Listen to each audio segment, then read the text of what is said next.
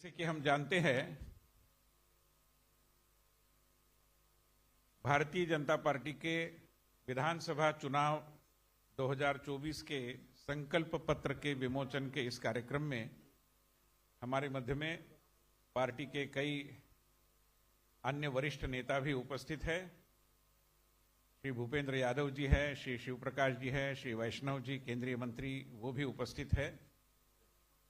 हमारे कई प्रवक्ता यहां पर उपस्थित है। आप सभी का मैं दिल की गहराइयों से स्वागत करता हूं। और ये जो 2024 का घोषणा पत्र है, विधानसभा निवडणूक 2024चा हा जो जाहीरनामा आहे तो वेगवेगळ्या कारणांनी वैशिष्ट्यपूर्ण आहेच, पण 2024 हे वर्ष देखील अतिशय वैशिष्ट्यपूर्ण आहे। याचं कारण 2024 हे वर्ष छत्रपती शिवाजी महाराजांच्या राज्याभिषेकाच्या 350व्या वर्षाचा महोत्सव करण्याचं वर्ष आहे। अहिल्याबाई होळकर यांच्या जयंतीच्या 300व्या वर्षाचा महोत्सव करण्याचं वर्ष आहे। त्याचबरोबर सरदार वल्लभभाई पटेल आणि भगवान बिरसा मुंडा यांची 150वी जयंती याच वर्षी आपण साजरी करतो आहोत। त्याचबरोबर आणखी काही दिवसांनी आपण भारताच्या संविधानाचा डॉक्टर बाबासाहेब आंबेडकर यांच्या नेतृत्वाखाली जे संविधान बनलं ते बनण्याच्या क्षणाचा अमृत महोत्सव 26 नोव्हेंबरला आपण साजरा करणार आहोत। आणि या वर्षाखेरीस आपण आपल्या सगळ्यांचे प्रिय अटल बिहारी वाजपेयी यांच्या जन्मशताब्दीचा कार्यक्रमही करणार आहोत। त्यामुळे अशा या अत्यंत महत्त्वपूर्ण वर्षामध्ये भारतीय जनता पार्टी आत्मविश्वासाने निवडणुकीला सामोरी जात असताना विधानसभेसाठीचं संकल्प पत्र आता काही क्षणातच आपल्या समोर विमोचनाच्या माध्यमातून सादर होईल। या कार्यक्रमामध्ये आज भारताचे गृहमंत्री, भारतीय जनता पार्टीचे माजी राष्ट्रीय अध्यक्ष, आमच्या सगळ्यांचे नेते श्री अमितभाई शाह हे देखील उपस्थित आहेत। मी सर्व मान्यवरांचं शब्दसुमनांनी या ठिकाणी स्वागत करतो। हे सगळेजण वेळ काढून या ठिकाणी आले, त्यामुळे कार्यकर्त्यांचा उत्साही अर्थातच वाढलेला आहे। पत्रकार आणि अन्य लोकांचे मी हार्दिक स्वागत करतो। आणि या जाहीरनामा समितीचे जे प्रमुख महाराष्ट्राचे वन आणि सांस्कृतिक कार्यमंत्री सुधीरभाऊ मुनगंटीवार यांना या ठिकाणी या संबंध प्रक्रियेबद्दल माहिती सांगण्यासाठी विनंती करतो।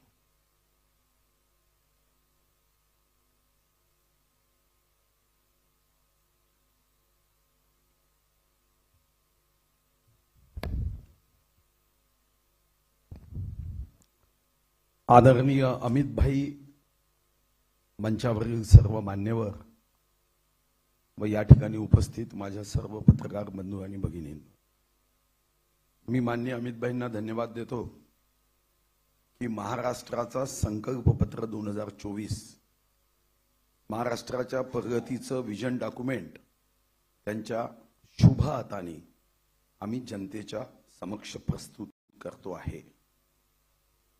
या संकल्प पत्र 2024 चा अध्यक्ष म्हणून मी ज्यांनी यासाठी मेहनत घेतली त्या सर्व समिती सदस्यांचं 18 विभाग प्रमुखांचेही धन्यवाद देतो आणि विशेष करून विनय सहस्त्रबुद्धेजींनाही धन्यवाद देतो।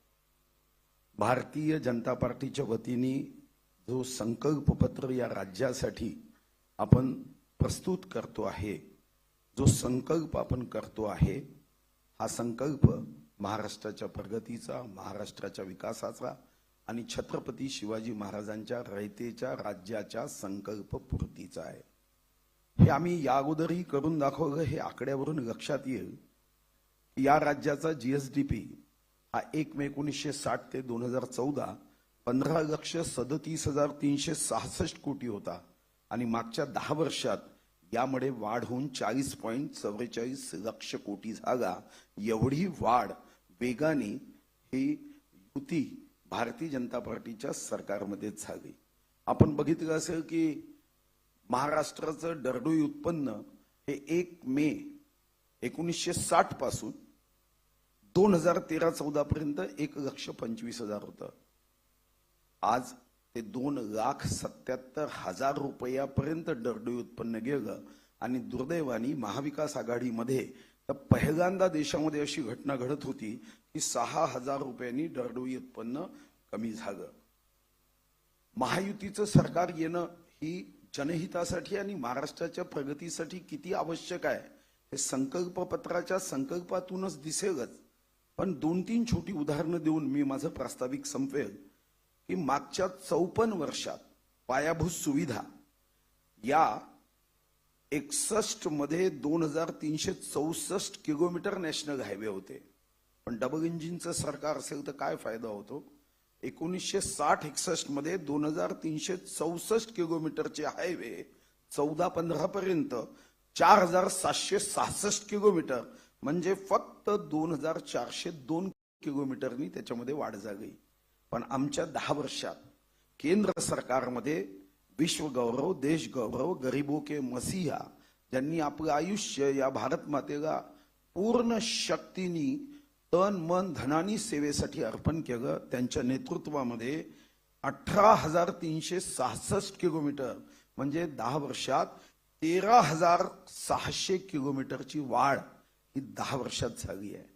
असे अनेक आकडे आम्ही जेव्हा एकत्र केले तेव्हा लक्षात आलं की आम्ही ज्या राज्यगीताचे शेवटचे शब्द आहे, दिल्लीचेही तख्त राखतो महाराष्ट्र माझा, $5 ट्रिलियन इकॉनॉमी करण्यासाठी आमचं संकल्पपत्र 2024 हे अतिशय महत्वाचं आहे. हे करत असताना साधारणतः 877 गावातून ईमेल किंवा पत्र आले, साधारणतः 8,935 सूचना आल्या. सर्व सूचनांचा सन्मान इथं असणाऱ्या पुस्तिकेचा आकारमान बघून करता आलं नाही. पण आम्ही एक निर्णय केला की हे संकल्पपत्र म्हणजे निवडणुकीचे निकाल लागल्यानंतर अलमारीत बंद करण्याचं डॉक्युमेंट नसून पुढच्या काही वर्षात अंमलबजावणी करण्याचं डॉक्युमेंट आहे. आणि विनयजी आणि आम्ही असं ठरवलं आहे की एक एक मुद्द्याच्या आधारावर एक एक अंमलबजावणी समिती करायची आणि फक्त अंमलबजावणी समितीच करायची नाही, त्या 18 विषयातले जेवढे एक्सपर्ट्स आहे, पद्मश्री असतील, पद्मभूषण असेल, पद्मविभूषण असेल, मिशन ऑलिम्पिक 2036 साठी या क्षेत्रातले भारतरत्न उपाधी ज्यांना दिली अशांची मदत सुद्धा यामध्ये घेण्याचा निर्णय केला. आणि एक आकडा सांगून तुम्हाला या संकल्पपत्रामध्ये किती सूक्ष्म अभ्यास केला गेला हे लक्षात येईल की जेव्हा आमच्या लक्षात आलं की आपण लोकसंख्येचं वर्गीकरण हे वयोमानानुसार सुद्धा केलं पाहिजे. आणि जेव्हा वयोमानानुसार योजना करायची आहे, मग कुठं औषध किती वयानंतर मोफत दिली पाहिजे, शेतकऱ्यांना मदत करण्यासाठी आपण काय केलं पाहिजे, लाडकी बहीण योजनेमध्ये काय केलं पाहिजे, तेव्हा एक गोष्ट मला प्रामुख्याने जी मलाही माहित नव्हती की महाराष्ट्रामध्ये 120 वर्ष पूर्ण केलेले 108 लोक आहेत. हा सुद्धा एक आकडा की आज महाराष्ट्राच्या या सर्व क्षेत्रामध्ये आम्हाला विचार करताना 0 ते 120 वयोगटापर्यंत करावा लागतो आणि तोही विचार हा यामध्ये केलाय. आणि मला आनंद या गोष्टीचा आहे की माननीय अमित भाईंच्या हस्ते हा संकल्पपत्र 2024 याचं विमोचन होत आहे. आणि अमित भाईंचं हेच वैशिष्ट्य आहे की जो संकल्प ते मनात करतात तो पूर्ण होतो. आणि त्यांच्या मनातला जो संकल्प आहे की या राष्ट्रासाठी महाराष्ट्राचं योगदान व्हावं, राष्ट्र महा होण्यासाठी महाराष्ट्राने पूर्ण शक्तीने दीन दुर्बल शोषित पीडित व्यक्तींची सेवा करत महाराष्ट्राची प्रगती व्हावी. मला विश्वास आहे की 2024 हे डॉक्युमेंट या महाराष्ट्राला देशामध्ये क्रमांक 1 तर आहेच, पण जगामध्ये आमची इकॉनॉमी 36व्या क्रमांकाची 193 देशात आहे. ही पहिल्या 10 मध्ये येण्यासाठी हा विजन डॉक्युमेंट उपयोगी ठरेल. खूप खूप धन्यवाद. धन्यवाद सुधीर भाऊ. सुधीर भाऊ महाराष्ट्राचे अर्थमंत्री होते, सध्या ते वनमंत्री आहेत, त्यामुळे आणि संस्कृती मंत्री पण आहेत. त्यामुळे अर्थाची संस्कृती आणि संस्कृतीचा अर्थ असं ज्यांना उमगत आहे अशा प्रकारचे आमचे सुधीर भाऊ, ज्यांनी महाराष्ट्राचं आनंद वन भुवन करण्याचा संकल्प केलेला आहे. त्यांच्या या भाषणानंतर आपण आता मूळ विमोचनाकडे वळूया. हमारे मध्य में आदरणीय श्री अमित भाई शाह उपस्थित है. और उनके नेतृत्व में भारतीय जनता पार्टी विश्व की सबसे बड़ी पार्टी बनी थी, मैं आपको याद दिलाऊं। और जब अमित भाई जैसे नेता प्रधानमंत्री नरेंद्र मोदी जी के मार्गदर्शन में हम सभी कार्यकर्ता भी काम करते हैं, तब घोषणा पत्र, जाहिरनामा, संकल्प पत्र ये वाकई में एक इम्प्लीमेंटेशन की रूपरेखा बन जाता है, क्योंकि ये केवल घोषणा नहीं है। हिंदी में घोषणा पत्र कहते हैं, but this is a plan of implementation as well. और इस तरीके से बहुत विचारपूर्वक बनाए गए इस दस्तावेज का विमोचन आदरणीय गृह मंत्री जी करें, ऐसी मैं उनको प्रार्थना करता हूं। बाकी सभी मान्यवरों को हम एक एक कॉपी दे रहे हैं, जो सामने रखते हुए एक अच्छे से हम छायाचित्र निकालें।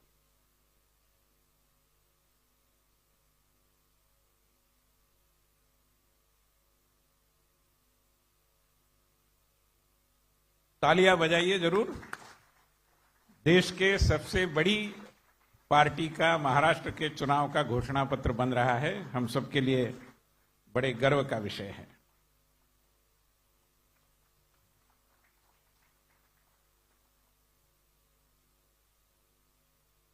मित्रों, आज 10 नोव्हेंबरचा दिवस आहे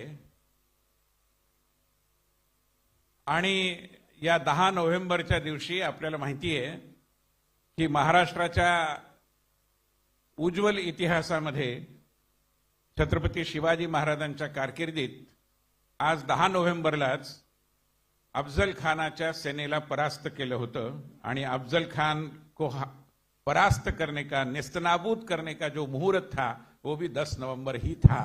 और आज उसी छत्रपति शिवाजी महाराज की प्रेरणा से काम करने वाले, शिव शक्ति के प्रतीक के रूप में काम करने वाले सारे नेता मंच पर उपस्थित है। और महाराष्ट्र के हमारे जनप्रिय उप मुख्यमंत्री श्री देवेंद्र फडणवीस जी को मैं अनुरोध करता हूं कि वे अपनी बात इस निमित्त हम सबके सम्मुख रखें। आइए देवेंद्र जी।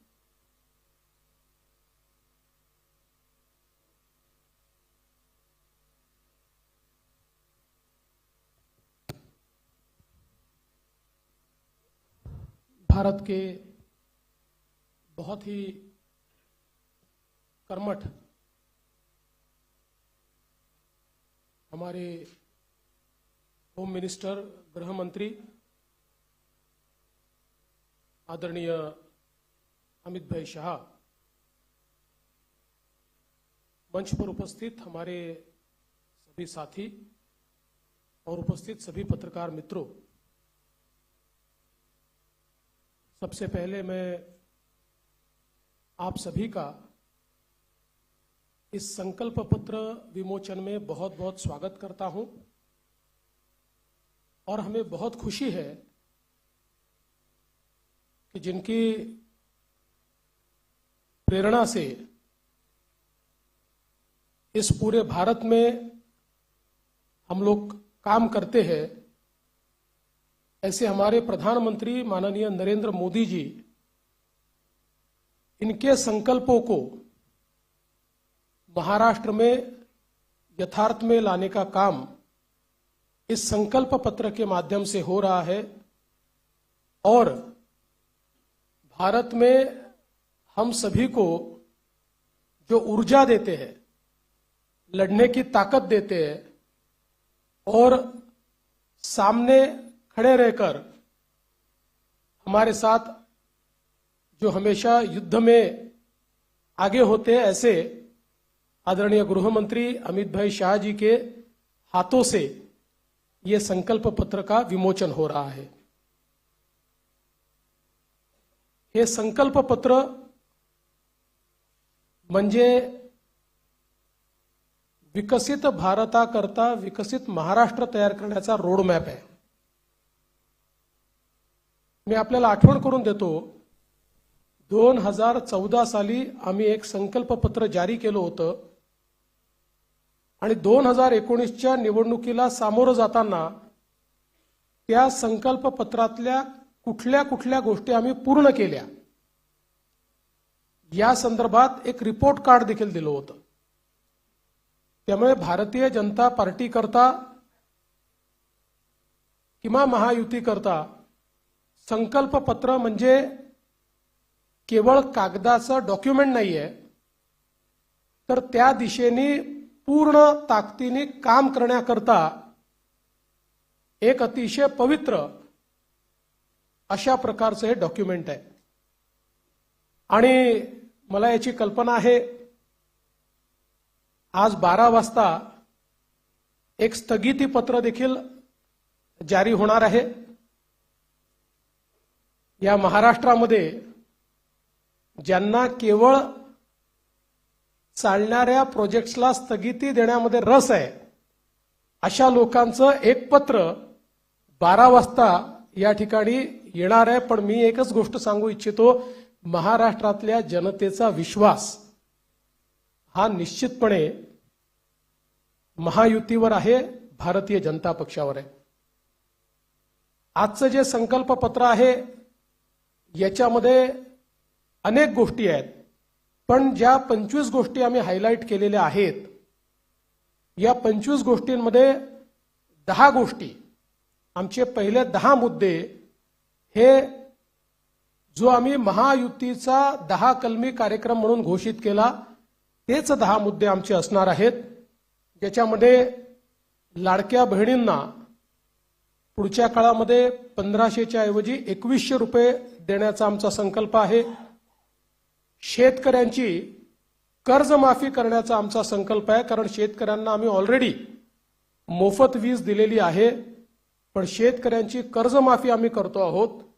आणि त्याचसोबत आम्ही भावांतर योजना आणतो आहोत. म्हणजे हमी भावापेक्षा जर कमी भावामध्ये मार्केटची खरेदी सुरू झाली तर हमी भावाने खरेदी तर करूच, पण ज्या ठिकाणी हमी भावाने खरेदी होणार नाही त्या ठिकाणी भावांतर योजना राबवून जो काही मधला डिफरन्स आहे तो थेट शेतकऱ्याच्या खात्यामध्ये टाकण्याचा निर्णय आम्ही घेतलेला आहे. आणि हे आम्ही मागच्या वर्षी देखील करून दाखवलं.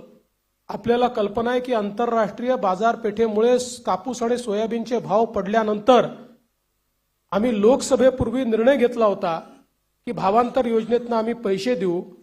आचारसंहिता संपल्याबरोबर ते पैसे थेट शेतकऱ्यांच्या खात्यामध्ये आम्ही दिले आहेत. आम्ही या ठिकाणी प्रत्येक गरिबाला अन्न आणि निवाऱ्याचा हक्क हा देण्याचा निर्णय घेतलेला आहे. आणि जी वृद्ध पेन्शन योजना आपण चालवतो, ज्याच्यामध्ये 1500 रुपये आपण देतो, ते 1500 रुपयावरनं 2100 रुपये आपण करण्याचं ठरवलंय. किंबहुना अशा प्रकारच्या सहाय्यतेच्या जेवढ्या योजना आहेत, मागच्या काळामध्ये महायुतीच्या सरकारने 1500 रुपये केले होते, ते 1500 रुपयाचे 2100 रुपये आता पुन्हा महायुतीचं सरकार आल्यानंतर आम्ही त्या ठिकाणी करणार आहोत. यासोबत ज्या जीवनावश्यक वस्तू आहेत त्यांचे भाव स्थिर ठेवण्याकरता आम्ही त्या ठिकाणी मार्केट इंटरव्हेन्शन करणार आहोत. येत्या काळामध्ये 25 लाख रोजगाराची निर्मिती ही महाराष्ट्रामध्ये करण्याचं लक्ष्य आम्ही ठेवलंय. आत्ता ज्या गतिशीलतेनं महाराष्ट्रामध्ये औद्योगिकरण होत आहे आणि एफडीआय मध्ये देशाच्या 52% एफडीआय आपल्याकडे आलाय, मला विश्वास आहे की 25 लाख रोजगाराच्या संधी आम्ही तयार करू. आणि त्याचसोबत 10 लाख विद्यार्थ्यांना या ठिकाणी विद्यावेतनाच्या माध्यमातून आम्ही त्या ठिकाणी नोकऱ्या करण्याकरता किंवा त्यांना रोजगार देण्याकरता अग्रसर असणार आहोत. दुसरं, मागच्या 2.5 वर्षामध्ये आम्ही सरकारी नोकऱ्यांवरचा सगळा निर्बंध हटवून जवळपास 1 लाखपेक्षा जास्त, आम्ही 75,000 घोषणा केली होती, पण 1 लाखपेक्षा जास्त नोकऱ्या या सरकारी क्षेत्रामध्ये त्या ठिकाणी दिलेल्या आहेत. आणि यासोबत आमचा प्रयत्न आहे की जो गरीब किंवा मध्यमवर्गीय आहे याला सौर आणि अक्षय ऊर्जेचा वापर करून त्याच्या वीज बिलामध्ये 30% सूट हे आम्ही त्याला देण्याचा प्रयत्न करणार आहोत.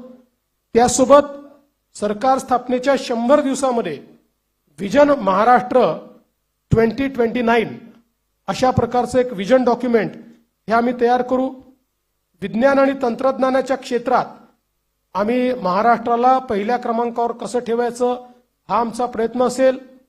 मेक इन महाराष्ट्राचं जे धोरण आहे ते अधिक प्रभावीपणे राबवून याला मोस्ट प्रेफर्ड डेस्टिनेशन अशा प्रकारची परिस्थिती आम्ही तयार करू. महाराष्ट्राला फिनटेक आणि एआय याचा हब म्हणून आम्ही तयार करू. फिनटेक आणि एआय मध्ये सर्वात जास्त पुढच्या काळामध्ये रोजगाराची निर्मिती होणार आहे आणि त्याचं सर्वात मोठं केंद्र हे महाराष्ट्र असेल. यासोबत एरोनॉटिकल आणि स्पेस या क्षेत्रामध्ये उत्पादनाच्या संधी आहेत. त्या संदर्भात आमचं सरकार काम करेल. आम्ही असं ठरवलंय की शेतकरी या ठिकाणी जे काही खत खरेदी करतात त्याच्यावर जो एसजीएसटी आम्हाला मिळतो तो एसजीएसटी आम्ही शेतकऱ्यांना परत करणार आहोत. त्यासोबत आम्ही शेतकऱ्यांकरता मोठ्या प्रमाणात जी मूल्य साखळी आहे ती मूल्य साखळी तयार करण्याचा आमचा प्रयत्न असणार आहे, जेणेकरून शेतमालाला त्या ठिकाणी मोठ्या प्रमाणात भाव मिळेल. 2027 पर्यंत आता महाराष्ट्रामध्ये 11 लाख लखपती निधी आम्ही तयार केलेले आहेत. 2027 पर्यंत 50 लाख लखपती निधी या महाराष्ट्रामध्ये तयार करण्याचा आमचा संकल्प आहे. अक्षय अन्न योजना ही गरिबांकरता सुरू करण्याचा आमचा संकल्प आहे आणि या ठिकाणी महारथी म्हणजे Maharashtra advance robotic and AI training hub initiative या नावानं मोठ्या प्रमाणात लॅब्स आम्ही तयार करणार आहोत, ज्यातनं या क्षेत्रातली ट्रेंड मॅनपॉवर ही आपल्या कॉलेजेसमध्ये आणि शाळेमध्ये सुरू होईल आणि पुढच्या काळात ती पूर्णपणे तयार असेल. महाराष्ट्रामध्ये कौशल्य जनगणना आम्ही करणार आहोत, स्किल सेन्सस, आणि त्या स्किल सेन्ससच्या आधारावर वेगवेगळ्या सेक्टरमध्ये कुठे इंटरव्हेन्शन करण्याची गरज आहे आणि कशा प्रकारे त्या स्किलचा वापर करण्याची गरज आहे याचा प्रयत्न आम्ही करणार आहोत. यासोबत छत्रपती शिवाजी महाराज आकांक्षा केंद्र हे आम्ही तयार करणार आहोत, ज्याच्यामध्ये कोवर्किंग स्पेसेस असतील, इन्क्युबेशनच्या सुविधा असतील, ज्यातनं स्टार्टअप्समध्ये मोठ्या प्रमाणात विद्यार्थी असो किंवा स्टार्टअप करणारे जे नवीन नवतरुण असतील या सगळ्यांना एकत्रितपणे शेअर्ड पद्धतीनं सगळ्या प्रकारच्या प्लग अँड प्लेच्या सुविधा आम्ही देऊ. त्यांना इन्व्हेस्टमेंट न करता आपला व्यवसाय हा त्या ठिकाणी सुरू करता येईल. उद्योजकांना देखील नवीन उद्योजक तयार करण्याकरता 15 लाखापर्यंत बिनव्याजी कर्ज हे देण्याचा आमचा प्रयत्न आहे. आमचे जे विविध महामंडळ आम्ही तयार केलेले आहेत विविध घटकांकरता त्यांना हे बिनव्याजी कर्ज 15 लाखापर्यंत देण्याचा आमचा निर्णय. यासोबत ओबीसी असतील, ईबीसी असतील, ईडब्ल्यू असतील, एनटी असतील, व्हीजेएनटी असतील आणि अर्थातच एससी आणि एसटी असतील, या सगळ्यांना शिक्षण शुल्क आणि परीक्षा शुल्काची प्रतिपूर्ती करायची हा निर्णय देखील या ठिकाणी आम्ही घेतलेला आहे. युवांमध्ये मोठ्या प्रमाणात फिटनेस असला पाहिजे या दृष्टीनं स्वामी विवेकानंद युवा आरोग्य आणि फिटनेस कार्ड हे आम्ही तयार करणार आहोत आणि युवांच्या फिटनेस करता एक मोठी मोहीम हातामध्ये घेऊन क्रीडा क्षेत्रामध्ये आणि फिटनेसच्या क्षेत्रामध्ये मोठ्या प्रमाणात संधी उपलब्ध करून देण्याचा आमचा प्रयत्न आहे. गडकिल्ल्यांच्या विकासाकरता प्राधिकरण हे तयार करण्याचा आमचा मानस आहे. मागच्या काळात काही गडकिल्ल्यांकरता आपण केला, पण सर्व गडकिल्ल्यांचं संवर्धन करणारं एक प्राधिकरण हे या ठिकाणी आम्ही तयार करणार आहोत आणि ज्येष्ठ नागरिकांना प्राधान्य देण्याच्या दृष्टीनं एक ज्येष्ठ नागरिकांसाठी विविध सेवा देणारं धोरण. आज आपल्याकडे आपण अनेक सेवा देतो आहोत, पण त्या सगळ्या ज्या सेवा आहेत या सेवांचं एक एकत्रित धोरण हे तयार करण्याचा आमचा प्रयत्न आहे. एकूणच जर आपण विचार केला तर प्रधानमंत्री महोदयांनी आपल्याला जो काही संदेश या ठिकाणी दिलाय की गरीब, शेतकरी, महिला आणि युवा हे जे 4 घटक आहेत जे विकसित भारत तयार करणार आहेत, या 4 घटकांना समोर ठेवून आणि त्यांच्यासोबत सिनियर सिटीजन्सला सोबत ठेवून सर्व जाती धर्माचे लोक हे या ठिकाणी आमच्या योजनांमुळे लाभान्वित होतील अशा प्रकारचं एक संकल्पपत्र तयार केलंय. जे मूळ आमचं डॉक्युमेंट आहे याच्यामध्ये सगळ्या क्षेत्रांचा रोडमॅप देखील आम्ही दिलेला आहे. त्या क्षेत्रांमध्ये काय होणार आहे हे देखील आम्ही सांगितलेलं आहे. आता मी त्यातले फक्त 25 हायलाइट आपल्याला सांगितलेले आहेत. आपण जर आमचं पूर्ण डॉक्युमेंट वाचलं तर याच्यामध्ये कुठलंही क्षेत्र सुटलेलं नाही. सगळ्या क्षेत्रामध्ये विकसित भारताचा रोडमॅप हा आम्ही मांडलेला आहे, विकसित महाराष्ट्राचा रोडमॅप मांडलेला आहे. आणि आमचा प्रयत्न आहे, जसं आता सुधीर भाऊंनी सांगितलं की या ठिकाणी आम्ही अर्ध्या ट्रिलियनचा मार्क महाराष्ट्राने पार केलाय आणि महाराष्ट्र देशातली पहिली $1 ट्रिलियन इकॉनॉमी करण्याकरता आम्ही सगळे संकल्पित आहोत. या दृष्टीनं ह्या संकल्पपत्र आम्ही तयार केलंय. हे संकल्पपत्र तयार करण्याकरता सन्माननीय सुधीरभाऊ मुनगंटीवार आणि विनयजी सहस्त्रबुद्धे यांच्यासोबत ज्या टीमने काम केलं त्या टीमचं मी मनापासून आभार मानतो. खूप जवळपास महिने, 1.5 महिने, 2 महिने एक मोठी प्रक्रिया राबवून त्यांनी या ठिकाणी हे संकल्पपत्र केलेलं आहे. आणि 2029च्या निवडणुकीला जेव्हा सामोरे जाऊ त्यावेळी या संकल्पपत्रासोबत एक रिपोर्ट आम्ही देऊ की या संकल्पपत्रात काय सांगितलं होतं आणि आम्ही काय काय पूर्ण केलं. अशा प्रकारचा रिपोर्ट देखील आम्ही आपल्या समोर ठेवू. खूप खूप धन्यवाद. धन्यवाद देवेंद्रजी. आपल्या लक्षात आलं असेल की हा एक प्रकारे समाजाच्या सर्व वर्गांसाठीचा आणि मुख्य म्हणजे अंत्योदयाचा आलेख आहे. या स्वरूपात हे संकल्पपत्र आहे आणि त्याच्या विमोचनासाठी आज आपल्यामध्ये आदरणीय अमितभाई शहा उपस्थित आहेत. ही अतिशय आनंदाची गोष्ट आहे. ती याकरता की अमितभाईंचं आणि महाराष्ट्राचं एक वेगळं नातं आहे. नातं म्हटल्यानंतर आपल्याला असं वाटेल की ते महाराष्ट्राचे जावई आहेत. ही गोष्ट आपल्याला मी सांगेन, पण केवळ ते कारण नाही.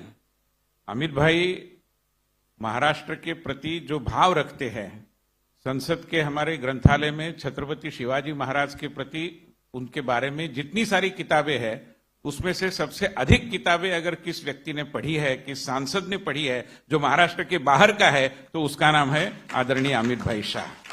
इसलिए इस शिव परंपरा के जागरण के इस कार्य में आज वो यहाँ पर उपस्थित है. मैं उनका स्वागत करते हुए उनको अनुरोध करता हूं कि वे इस निमित्त हमारा मार्गदर्शन करें.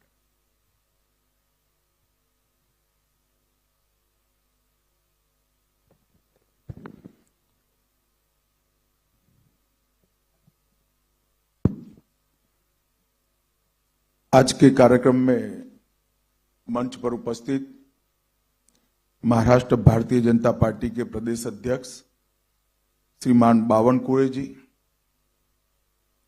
भाजपा के वरिष्ठ नेता और हमारे उप मुख्यमंत्री श्रीमान देवेंद्र फडणवीस जी, मोदी जी की मंत्रिपरिषद में मेरे साथी पीयूष गोयल जी, राव साहब दानवे पाटिल जी, मुंबई भाजपा के अध्यक्ष श्री आशीष शेलार जी, आज जिस संकल्प पत्र पर हम बात करने के लिए एकत्रित आए हैं, ये बनाने की समिति के हमारे अध्यक्ष श्री मुनगंटीवार जी, हमारे राष्ट्रीय महासचिव विनोद तावड़े जी, विनय सहस्त्रबुद्धे जी और आज यहां पर उपस्थित सभी पत्रकार छायाकार बंधु भगिनी, आप सभी का मैं मन से स्वागत करता हूं.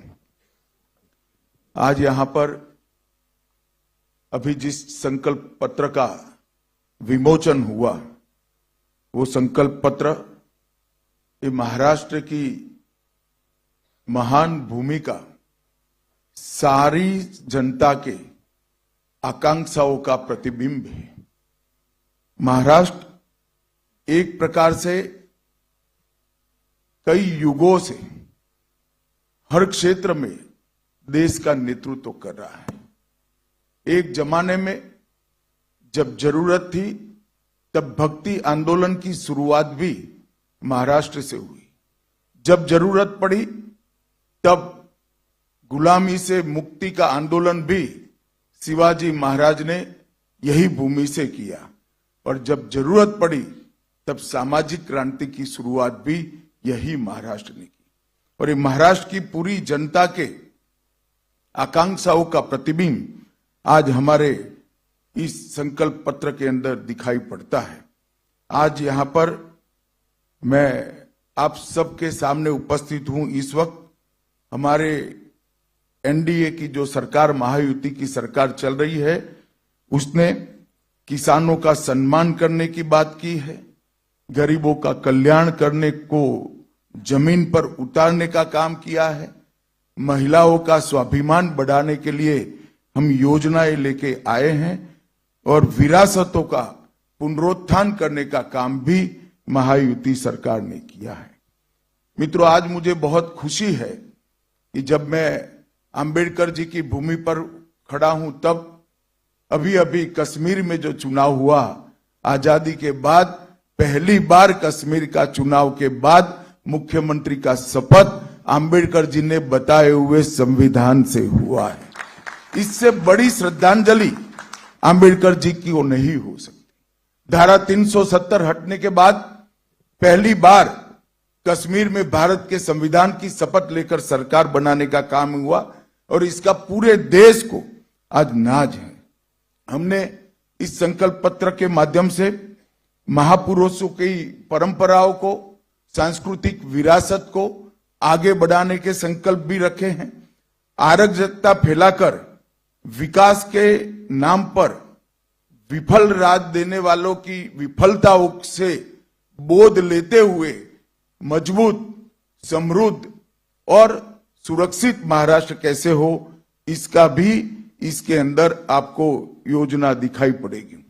आज चुनाव में हमारा मुकाबला अघाड़ी से है। मैं निश्चित रूप से कहना चाहता हूं कि अघाड़ी की सारी योजनाएं सत्ता के लालच में तुष्टीकरण की है, विचारधाराओं का अपमान करने वाली है और महाराष्ट्र की संस्कृति से छल कर केवल सत्ता प्राप्ति के लिए आगे बढ़ने वाली विचारधारा है। मित्रों, मुझे गत चुनाव का परिणाम याद है। आज मैं महाराष्ट्र की जनता के सामने कहने आया हूं कि आप लगातार तीसरी बार महायुति की सरकार को आपका मैंडेट दीजिए। पहली बार 2014 में महाराष्ट्र की जनता ने महायुति को मैंडेट दिया। भारतीय जनता पार्टी के नेतृत्व में महायुति की सरकार बनी।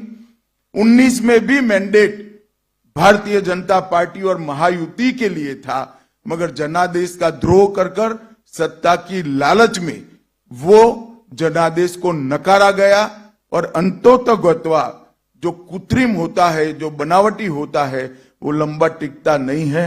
वो सरकार गिरी और फिर से महायुति की सरकार बनी। महायुति एक मुश्त होकर, एकजुट होकर मोदी जी के नेतृत्व में सिद्धांतों के आधार पर महाराष्ट्र का कल्याण करने के लिए आगे बढ़ रही है और अघाड़ी की सरकार बनाने का जो लोग दावा कर रहे हैं, उनका चुनाव अभियान भी आंतरिक विरोधाभासों से घिरा हुआ है। मैं आज इस मंच से उद्धव ठाकरे जी को पूछना चाहता हूं, क्या वो कांग्रेस के नेता राहुल गांधी को इतनी विनती कर सकते हैं कि वीर सावरकर के लिए 2 अच्छे शब्द बोल दे? क्या कांग्रेस का कोई नेता सम्मानीय बाला साहब ठाकरे के सम्मान में 2 वाक्य अच्छे बोल सकता है क्या?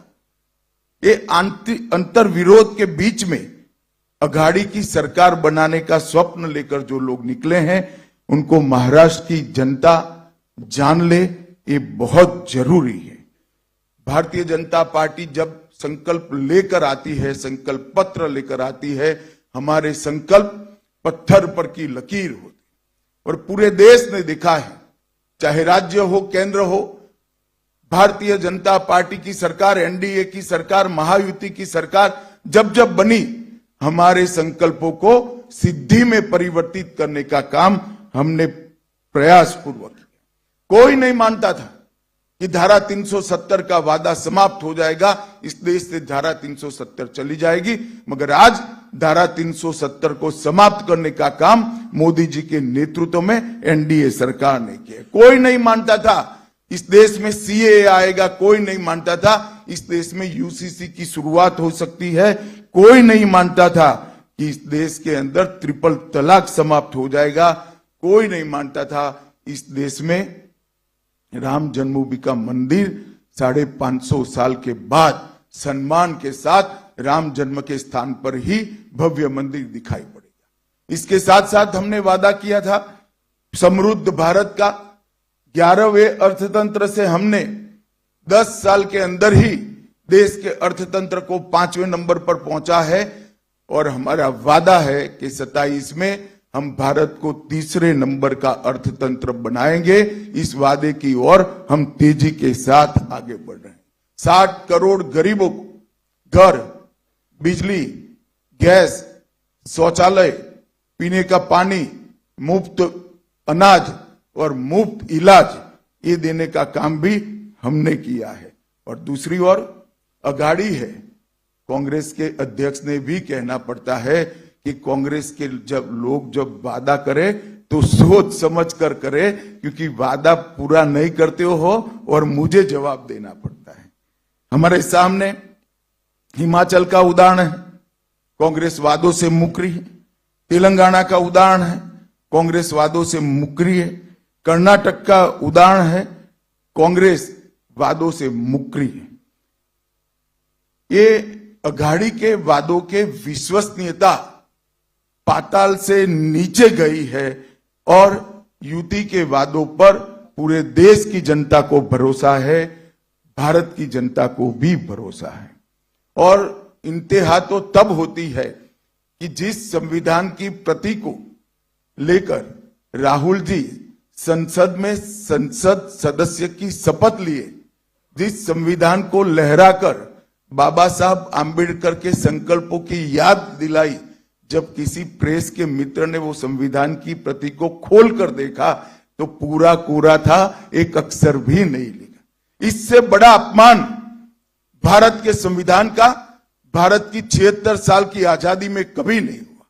न केवल ये भारत के संविधान की अपमान है, भारत की संविधान सभा और बाबा साहेब आंबेडकर का भी अपमान करने का काम एक कांग्रेस पार्टी ने किया है। और अभी अभी मैंने अखबारों में देखा, दस्तावेज भी देखा है, उलेमाओं की कॉन्फ्रेंस ने, उलेमाओं की एक संस्था ने मांग की कि माइनॉरिटी को आरक्षण दिया जाए और कांग्रेस के अध्यक्ष नाना पटोले जी ने इस मांग को स्वीकार करने का पत्र, एक्नॉलेजमेंट एक दिया है। मैं महाराष्ट्र की जनता को पूछना चाहता हूं, क्या कांग्रेस पार्टी के ये मंसूबे के साथ आप सहमत हैं क्या? एसटी, एससी, ओबीसी, दलितों का, आदिवासियों का और पिछड़ों का आरक्षण लेकर मुस्लिमों को देने के पक्ष में महाराष्ट्र की जनता है क्या? हमारा संविधान धर्म के आधार पर आरक्षण के पक्ष में नहीं। हमारे संविधान में किसी भी प्रकार का आरक्षण धर्म के आधार पर नहीं होता। और ये कांग्रेस ने सत्ता में आने से पहले ही वादा कर दिया है। मैं महाराष्ट्र की जनता को आगाह करना चाहता हूं कि आपको इस बात को संज्ञान में रखना चाहिए।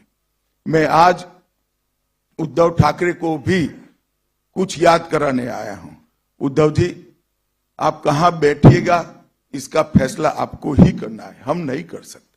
आपको ही करना चाहिए, आपने ही करा है, मगर कहां बैठे हो वो जगह मैं जरूर याद कराना चाहता हूं। आप 370 हटाने के विरोध करने वालों के साथ बैठे हो। आप राम जन्मभूमि के निर्माण का विरोध करने वालों के साथ बैठे हो। आप सावरकर जी के लिए अपशब्द कहने वालों के साथ बैठे हो। आप संभाजी नगर नाम का विरोध करने वालों के साथ बैठे हो।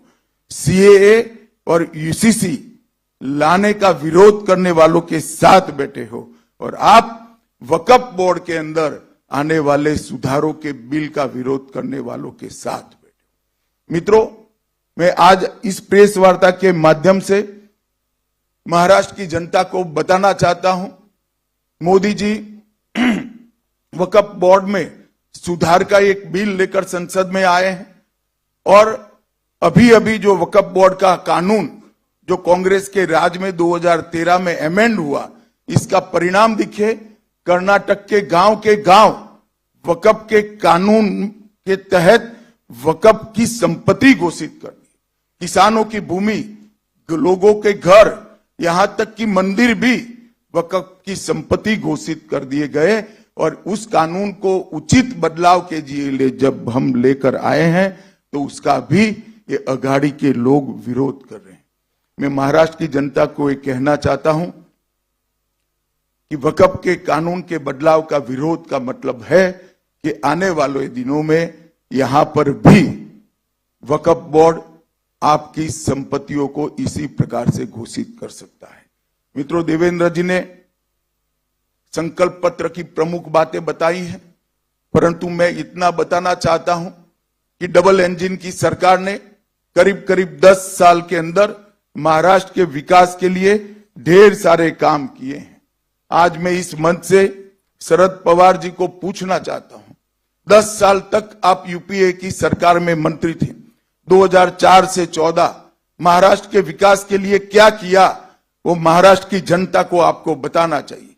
10 साल में यूपीए की सरकार ने, एक प्रकार से अघाड़ी की सरकार ने महाराष्ट्र को सिर्फ 1,91,384 करोड़ रुपए और नरेंद्र मोदी सरकार ने 14 से 24 तक 10,15,890 करोड़ रुपया दिया। एक और करीब करीब 2 लाख करोड़ रुपया और मोदी जी ने 10 लाख करोड़ रुपया दिया।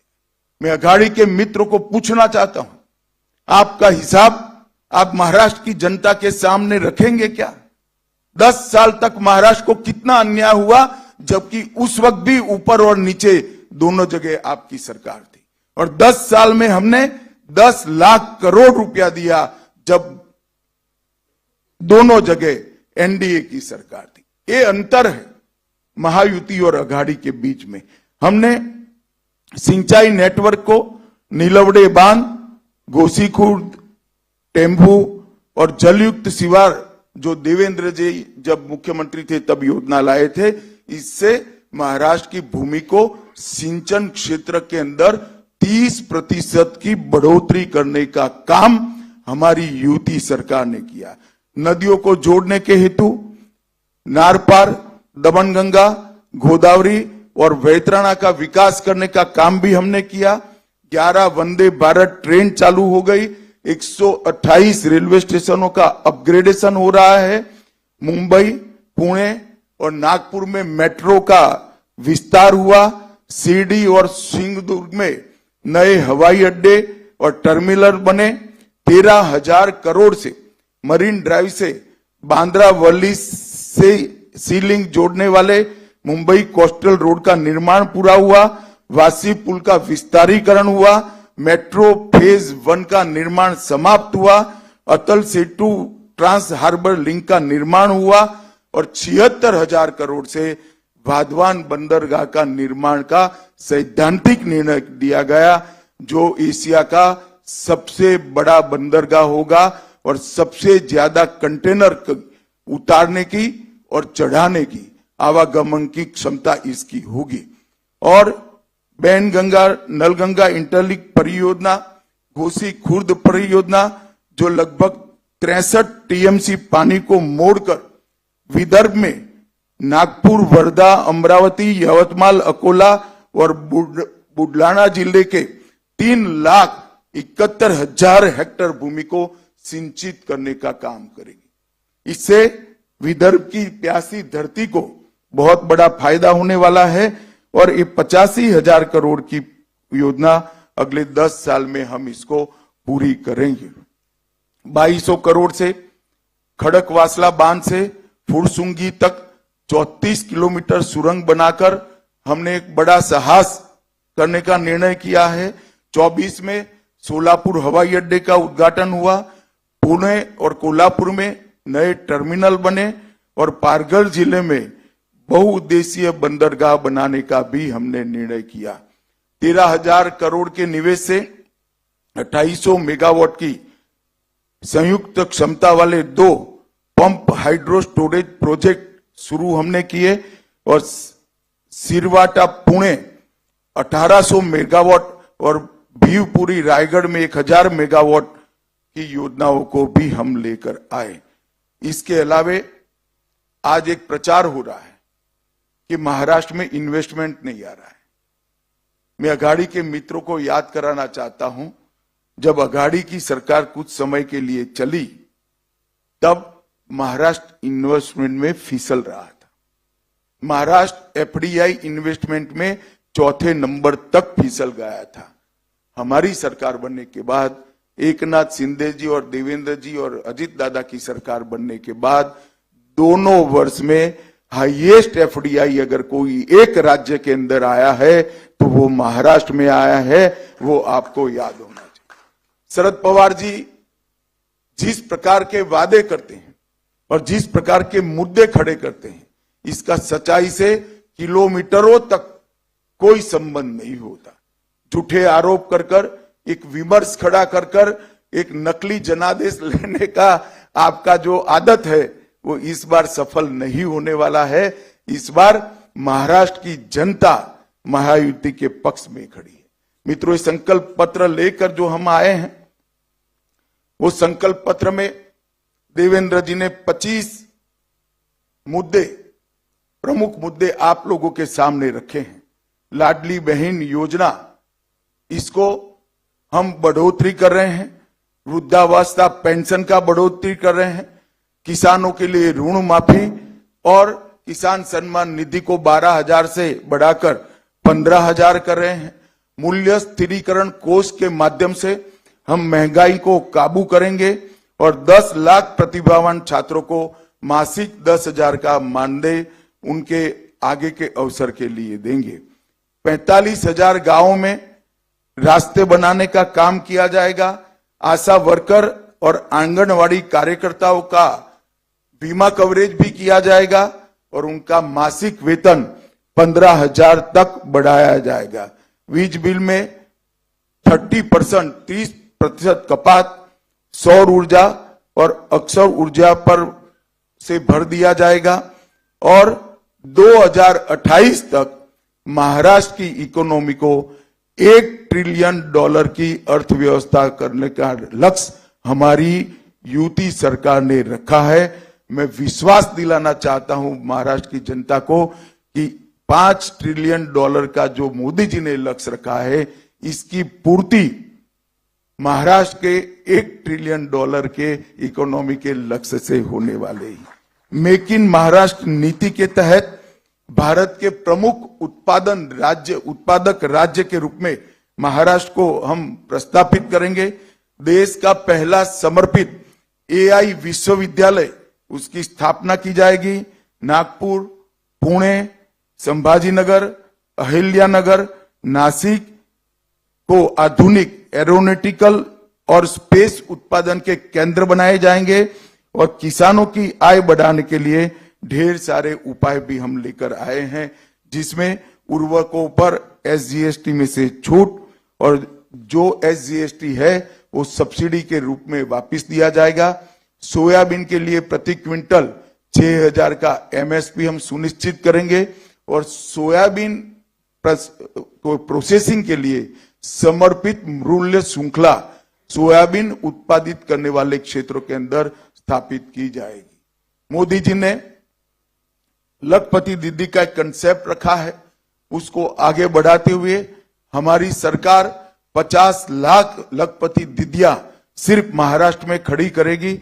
इसके लिए 500 स्वयं सहायता समूहों को और कई औद्योगिक क्लस्टर का निर्माण किया जाएगा और इसके लिए 1,000 करोड़ का रिवॉल्विंग फंड दिया जाएगा। अक्षय अन्न योजना के तहत प्रतिमाह मुफ्त राशन में चावल, ज्वार, मूंगफली, तेल, नमक, हल्दी, सरसों, जीरा और मसाले, इस सबको समाहित किया जाएगा और कौशल जनगणना का देश में सबसे पहला प्रयोग हम महाराष्ट्र में करेंगे।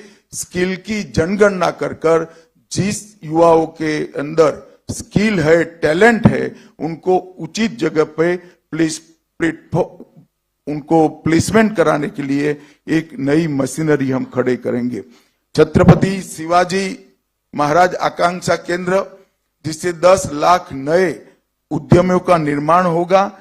अनुसूचित जातियों, जनजातियों, पिछड़े वर्ग के उद्यमियों के व्यवसाय के लिए 15 लाख तक के ब्याज मुक्त ऋण और इसकी गारंटी भी महाराष्ट्र सरकार लेगी। और OBC, SC, BC, EWS, NT और वीजेएनटी के पात्र विद्यार्थियों को शिक्षा शुल्क और परीक्षा शुल्क से पूर्णतया मुक्ति दे दी जाएगी। महाराष्ट्र में कई प्राचीन और ऐतिहासिक किले हैं जो राज्य के गौरव के प्रतीक है, एक महान संघर्ष के प्रतीक है, और एक किला विकास प्राधिकरण बनाकर हम इसके संरक्षण और संवर्धन की भी नीति लेकर आएंगे। और वरिष्ठ नागरिकों के लिए प्राथमिकता नीति अपनाई जाएगी जिसमें आधार सक्षम सेवा वितरण को लागू किया जाएगा। जबरन और धोखाधड़ी से और लोभ से धर्मांतरण के खिलाफ कठोर कानून लाया जाएगा और कृषि और मानव बस्ती के क्षेत्रों में पशुओं से क्रॉप का जो हानि होता है उसको रोकने के लिए एआई, ड्रोन और रेडियो कॉलर जैसी आधुनिक तकनीक का उपयोग किया जाएगा। भाई और बहनों, इस संकल्प पत्र महाराष्ट्र के हर वर्ग के, हर भौगोलिक क्षेत्र के और हर आयु वर्ग के, सामाजिक वर्ग के और आयु वर्ग के लोगों से सुझाव लेकर प्राप्त किया है, सुझाव प्राप्त कर बनाया गया है। ये एक प्रकार से समग्र महाराष्ट्र की जनता की आकांक्षाओं का प्रतिघोष है। और मैं फिर से एक बार कहना चाहता हूं, महाराष्ट्र में जब जब युति की सरकार आती है, भाजपा के नेतृत्व में सरकार बनती है, महाराष्ट्र आगे बढ़ता हुआ दिखाई पड़ता है। और जब जब अघाड़ी की सरकार आती है तब तब महाराष्ट्र में केवल और केवल राजनीति होती है। महाराष्ट्र के युवाओं को आगे बढ़ाने के लिए, महाराष्ट्र को राष्ट्र का, देश का प्रमुख राज्य बनाने के लिए और हर क्षेत्र में देश में महाराष्ट्र को सर्वप्रथम बनाने के लिए मैं अपील करने आया हूं महाराष्ट्र की जनता को कि आप मोदी जी के नेतृत्व में महायुति का साथ दीजिए। भारतीय जनता पार्टी, शिवसेना और एनसीपी अजीत दादा को आपका समर्थन दीजिए। कमल फूल, धनुष बाण और घड़ी पर अपना कीमती वोट देकर महाराष्ट्र के विकास में आप सहभागी बनिए। यही मेरी महाराष्ट्र की जनता से प्रार्थना है। धन्यवाद। वंदे मातरम।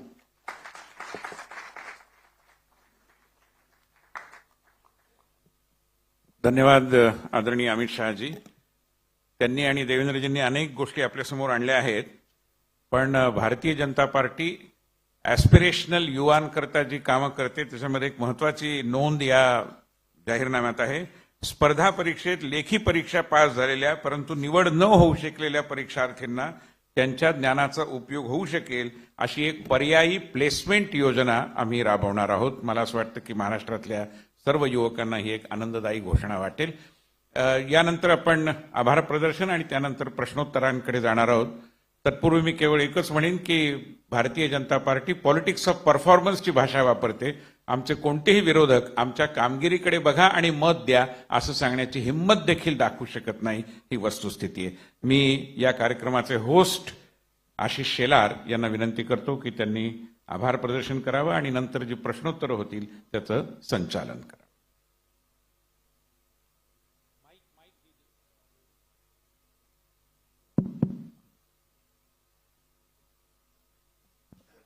आज के इस प्रेस कॉन्फ्रेंस में और उसी के साथ साथ संकल्प पत्र विमोचन समारोह के लिए उपस्थित भारत के सम्माननीय गृह मंत्री, हमारे माजी राष्ट्रीय अध्यक्ष माननीय अमित शाह जी का मैं बहुत बहुत धन्यवाद और ऋण व्यक्त करता हूं कि आप यहाँ पर आकर आपने हम सबको संबोधित भी किया और पूरे महाराष्ट्र भारतीय जनता पार्टी और महायुति के संकल्प पत्र के बारे में सबको जानकारी भी दी।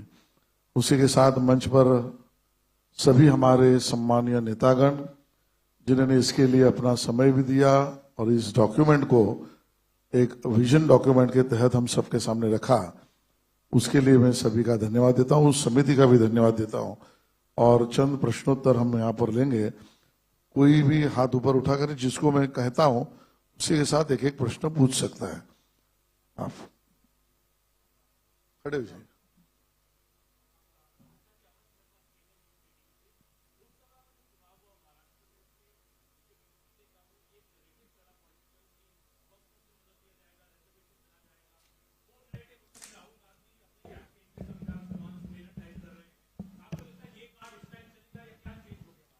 देखिए, आरक्षण चला जाएगा ये मुद्दा अब देश की जनता समझ चुकी है कि ये देश की जनता को गुमराह करने का मुद्दा था। सरकार बन चुकी है, एनडीए की पूर्ण बहुमत की सरकार है। हमने आरक्षण को ताकत देने का काम किया है। कभी भी कांग्रेस की सरकार थी तब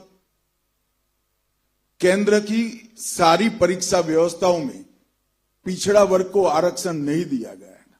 ओबीसी को आरक्षण देने का काम अगर किसी ने किया तो देश के प्रधानमंत्री नरेंद्र मोदी जी ने किया। और संविधान की जहां तक बात है, ये बिना छपे का नकली संविधान राहुल गांधी का जो पकड़ा गया, उसके बाद में वो स्वयं एक प्रकार से जनता में हंसी के पात्र बन चुके हैं। आप उसके बाद आप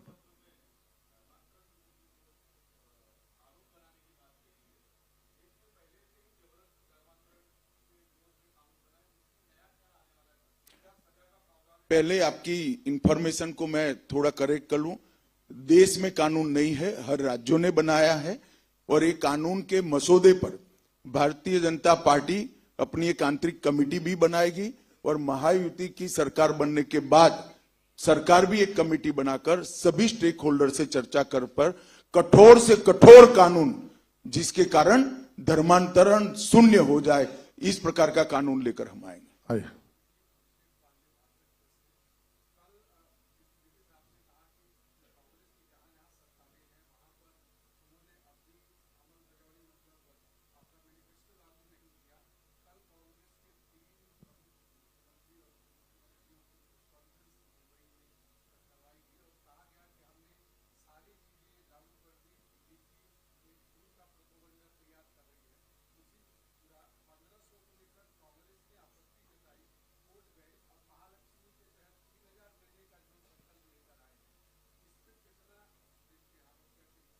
देखिए, पहले तो मैंने नहीं कहा कि वो अमल नहीं कर रहे हैं, उनके राष्ट्रीय अध्यक्ष जी ने कहा है कि बड़ा कठिन होता है ऐसे वादे देते हुए तब। और मैं पूरी महाराष्ट्र की जनता को करबद्ध विनंती करना चाहता हूं। महाराष्ट्र के लोग हिमाचल में भी है, महाराष्ट्र के लोग कर्नाटक में भी है और महाराष्ट्र के लोग तेलंगाना में भी है। जरा फोन कर पूछ लीजिए कि किस प्रकार की अव्यवस्था वहां पर बनी हुई है और वादों का क्रियान्वयन कितना हुआ है। और जहां तक लाडली बहन योजना पर अघाड़ी का रिएक्शन का सवाल है, वो स्वाभाविक है, क्योंकि उनको समझ में आता है कि लाडली बहन योजना महाराष्ट्र की माताओं बहनों की लाडली बन गई है, वो उनको सत्ता में आने से रोक रही है, इसलिए वो इसका विरोध करे। राजनीति से प्रेरित है और एक प्रकार से अंतर विरोध भी दिखाई पड़ता है। वो खुद भी वादा कर रहे हैं और लाडली बहन योजना का विरोध भी कर रहे हैं। पीछे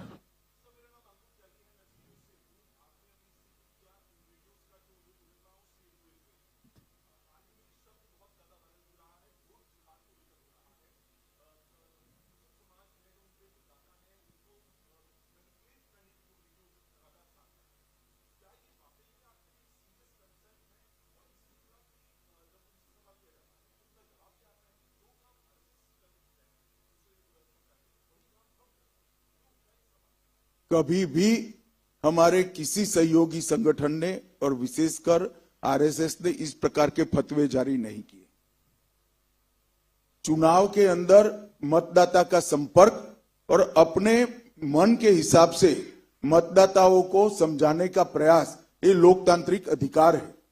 परंतु धर्म के आधार पर इस प्रकार की लामबंदी कर फतवे जारी करना, अगर उसको अघाड़ी वाले उचित समझते हैं तो उन्होंने प्रेस कॉन्फ्रेंस कर महाराष्ट्र की जनता को कहना चाहिए किस प्रकार के फतवों का हम समर्थन करते हैं। इधर एक मिनट एक करेंगे।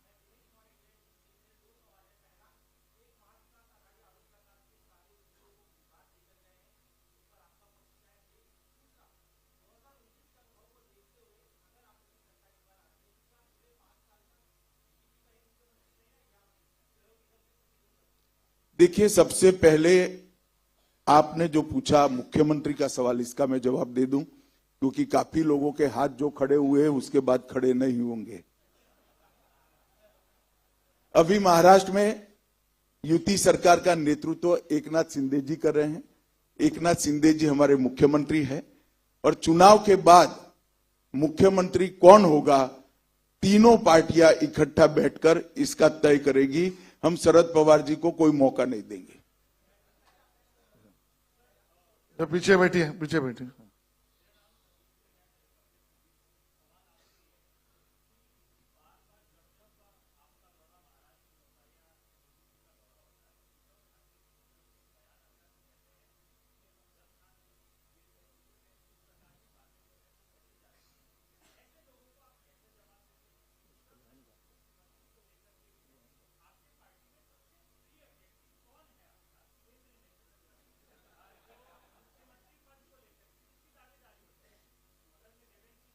चुनाव के बाद जब भारतीय जनता पार्टी साथी दलों से बात करेगी, उस वक्त जरूरत पड़ी तो हम जरूर बताएंगे कौन प्रिय व्यक्ति। मृणाल जी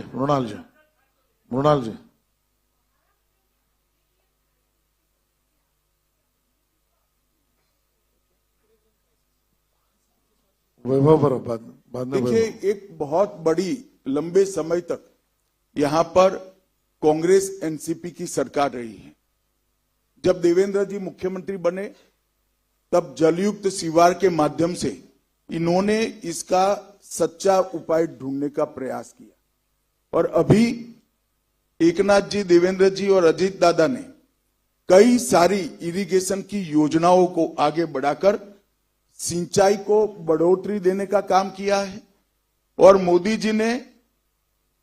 जी ने बहुत मनपूर्वक एमएसपी की योजना, जो कांग्रेस के शासन के अंदर सिर्फ कागज पर थी, इसको जमीन पर उतारने का काम किया है। मैं आप सभी को अपील करना चाहता हूं, सभी पत्रकार बंधुओं को, कि कांग्रेस की यहां पर सरकार थी तब एमएसपी पर कितना गेहूं, कितना धान, कितना सोयाबीन और कितना कपास खरीदा जाता था और अब कितना खरीदा गया है, इसकी तुलना आप डाउनलोड कर जनता के सामने रखिए। हमने कई गुना ज्यादा खरीदी एमएसपी पर करी है और फिर भी हमारे घोषणा पत्र में किसानों की जो तकलीफें हैं, इसके लिए भी हमने ढेर सारी योजनाओं को लेकर आए हैं। मुझे लगता है अगले 5 साल युति सरकार चलने के बाद हम इसका पूर्ण समाधान की दिशा में जा पाएंगे। वैभव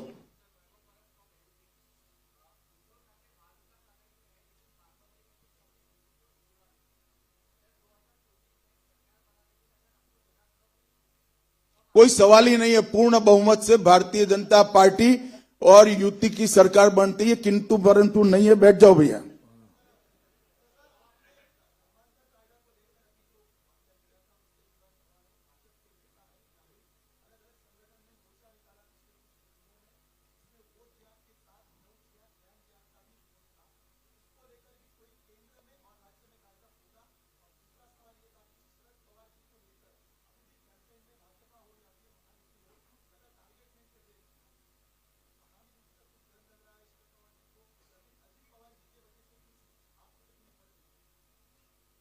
अब चश्मा कहां से खरीदते हो मुझे बताना जरा।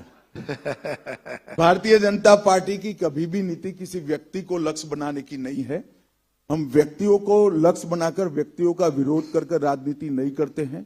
हम नीतियों का विरोध करते हैं, हम भ्रष्टाचार का विरोध करते हैं, हम अकर्मण्यता का विरोध करते हैं। भारतीय जनता पार्टी व्यक्ति का विरोध कर कभी राजनीति नहीं करती। इसमें किसी को बख्शने का सवाल नहीं है, ये हमारा नीतिगत फैसला है। पीछे देखिए, जो कानून हम लाने वाले हैं हमने संकल्प पत्र में रख लिया है। आगे पर भी अगर किसी भी प्रकार की जरूरत खड़ी हुई तो जरूर उस पर विचार करेंगे। पीछे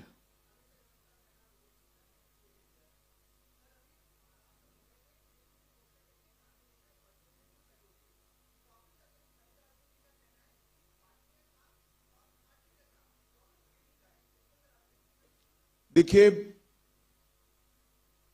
एक बात सुनिश्चित है, कांग्रेस पार्टी अलग अलग प्रकार से जातियों के सवाल उठाकर समाज को बांटने का प्रयास कर रही है। सम्मानीय मोदी जी ने भी बहुत अच्छे तरीके से महाराष्ट्र की जनता के सामने ये बात रखी है कि अगर आदिवासी एक वर्ग है तो एक बड़ी ताकत खड़ी हुई है और डेवलपमेंट बहुत अच्छे से हो रहा है। अगर आदिवासी जातियों में बंटते हैं तो ये ताकत क्षीण होती है। ओबीसी वर्ग के नाते बहुत मजबूत होता है, अगर ओबीसी जातियों में बंटता है तो निर्बलता आती है। और जहां तक काटने का सवाल है, पूरे देश को मालूम है सबसे ज्यादा दंगे किसके शासन में हुए हैं? अघाड़ी के शासन में हुए, कांग्रेस के शासन में हुए। या बेन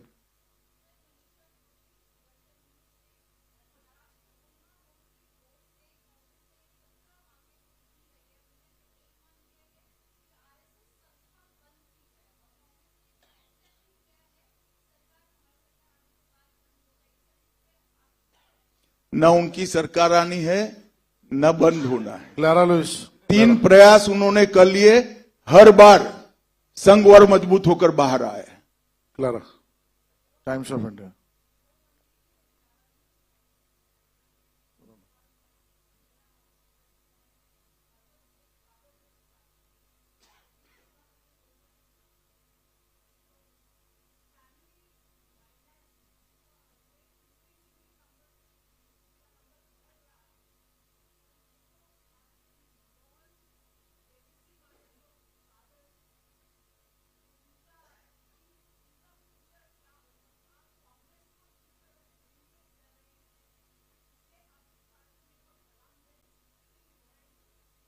सबसे ज्यादा फैमिली लेगेसी वाले प्रत्याशी अगर कहीं है तो अघाड़ी में है।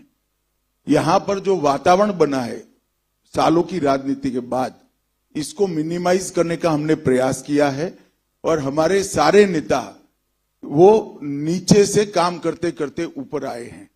और हम मानते हैं कि इस देश में परिवारवादी राजनीति नहीं होनी चाहिए। रौनक रौनक रौनक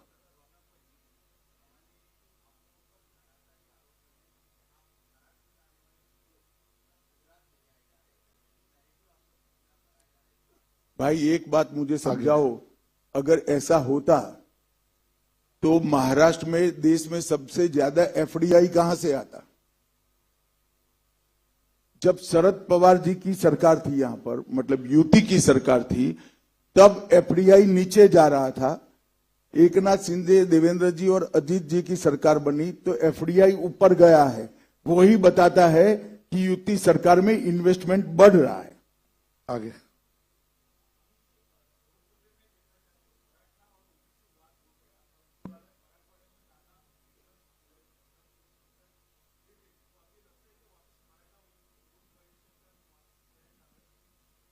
कांग्रेस हमेशा हर राज्य में प्रयास करती है और हर राज्य में देश की जनता ने उनको विफल किया है।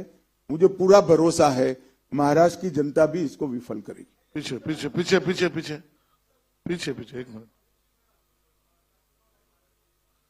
ये नहीं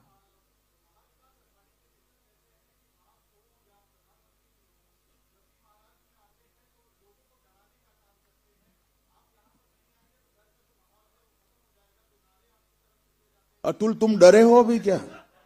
अरे यार क्या ऐसी बातों में आते हो? बैठो। ये नहीं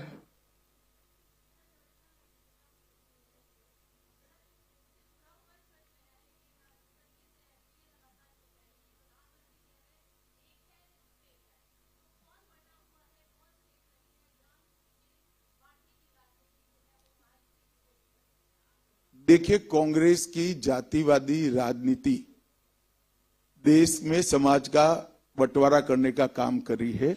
इसके खिलाफ प्रधानमंत्री जी महाराष्ट्र की जनता को आगाह कर रहे हैं, जो हर सामाजिक राजनीतिक कार्यकर्ता का दायित्व है। या दाहिनी ओर।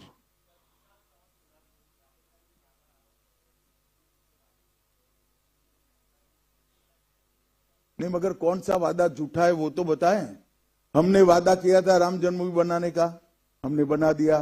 370 का कर दिया, यूसीसी का हमने कर दिया, ट्रिपल तलाक समाप्त करने का हमने कर दिया, गरीब कल्याण का 60 करोड़ गरीबों का कल्याण करने के लिए ढेर सारी चीजें की मैंने अभी बताई हैं।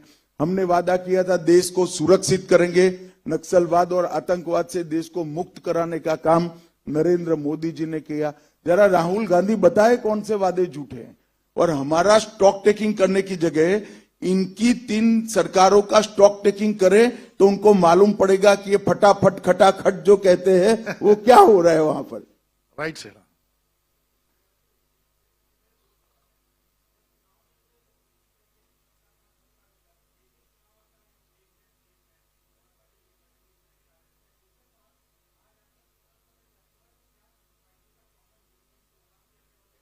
देवेंद्र जी ने बताया कि पहले 10 मुद्दे महायुति ने घोषित किए हैं और तीनों पार्टियों का अलग अलग संकल्प पत्र है।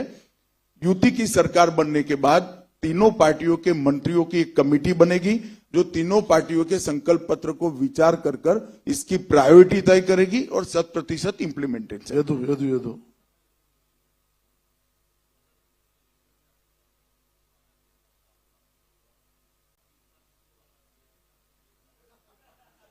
भैया अब सुनो सुनो सुनो सुनो, सिनेरियो बदल गया। अब पवार साहब ने किया है या नहीं किया है वो करे, वहां से भागने का क्या रास्ता ढूंढा है। बैठ जाओ, हो गया, आज गया मैसेज। अब चलो पीछे पीछे पीछे खड़े हो जाइए। अरे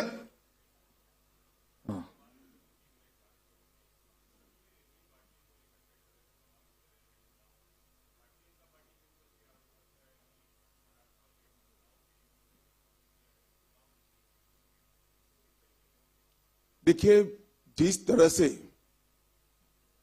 पहले 2.5 साल उद्धव जी के नेतृत्व में सरकार चली, एक खासा गड्ढा यहां पर खड़ा किया था। वो गड्ढे में से बाहर निकलने के लिए एक सपोर्ट देने की जरूरत थी। और लाडली बहन योजना ये हमारे बजट का बहुत एक प्रकार से विवेकपूर्ण उपयोग है। डेवलपमेंट के काम, विकास के काम, इरिगेशन के काम, बिजली पहुंचाने के काम, इंफ्रास्ट्रक्चर के काम, शिक्षा के काम, ये सब छोड़कर जब चुनावी वादे किए जाते हैं तब विपरीत परिणाम राज्य पर आता है। मगर राज्य के बजट में से एक विवेकपूर्ण हिस्सा जब जन कल्याण के लिए, गरीब कल्याण के लिए लगाते हैं तो इससे राज्य के भविष्य पर कोई असर नहीं होती, उल्टा फायदा होता है। क्योंकि अंततोगत्वा व्यक्ति मिलकर ही तो राज्य बनता है। तुषार और बाद में सागर।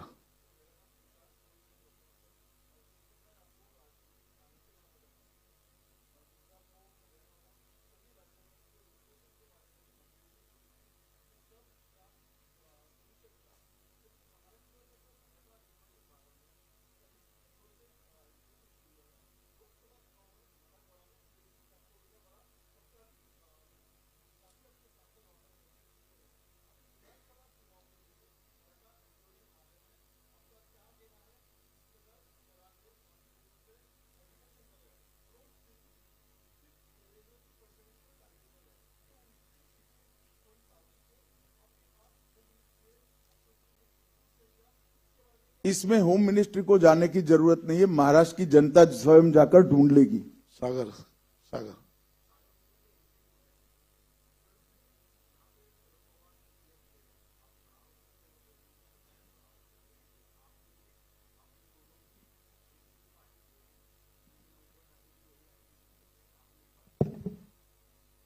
देखिए, शरद पवार जी अगर सुप्रिया सुले जी की जगह अजित पवार का नेता के रूप में सिलेक्शन करती तो टूटती क्या पार्टी। और उद्धव जी अपने बेटे की जगह एकनाथ जी को प्रायोरिटी देते तो टूटती की। ये अपने परिवार को प्रायोरिटी देने के चक्कर में इन्होंने खुद अपनी पार्टियां तोड़ी है और हम पर आरोप लगा रहे हैं। उनको पार्टी में सभी को मौका देने की एक नीति कभी न कभी बनानी पड़ेगी, वरना ये पार्टियां और टूटती जाएगी उनकी। आखिरी आप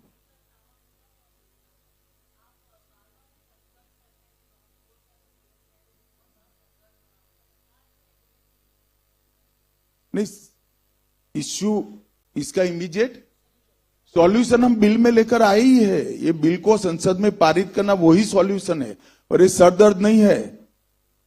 जिनकी गाढ़े पसीने की कमाई है उनकी संपत्ति को वक्फ बोर्ड किसी भी सुनवाई के बगैर वक्फ के नाम पर कर रही है और इससे ज्यादा खराब बात कोई हो नहीं सकती।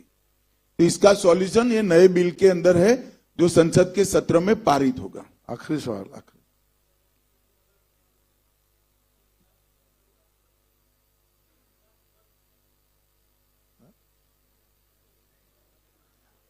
चलिए, धन्यवाद भैया, थैंक यू, बहुत बहुत धन्यवाद। सभी का आभार।